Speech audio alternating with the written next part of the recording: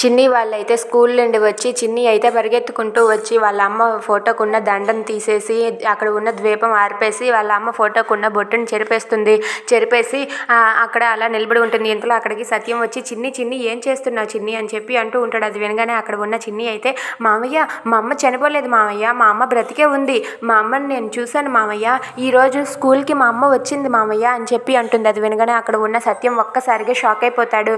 ఏంటమ్మా ఏమంటున్నావంటే అవును మామయ్య నేను అమ్మని చూశాను, అమ్మ ఉంది మామయ్య, అమ్మ బ్రతికే ఉంది అని చెప్పి అంటూ ఉంటుంది. అది వినగానే అక్కడ ఉన్న సత్యం సరళ వాళ్ళైతే ఒక్కసారిగా షాక్ అయ్యి అలా చూస్తూ ఉంటారు.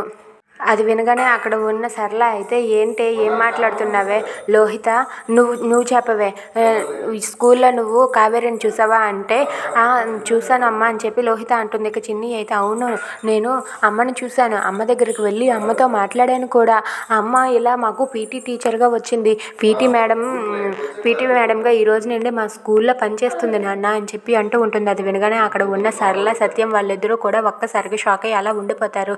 ఇంతలో అక్కడ ఉన్న లోహిత ఆ మాట చెప్పేసరికి సరళ అయితే ఏంటే నువ్వు కావేరిని చూసావా, కావేరి నిజంగానే బ్రతికే ఉందా అని చెప్పి సరళ అంటుంది. అవునమ్మా నేను అత్తను చూశానమ్మా అని చెప్పి అంటుంది.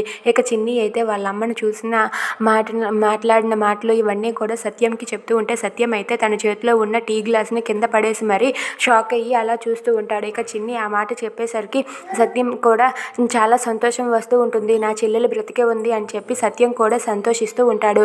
If you like this video please like, share and subscribe. Thanks for watching.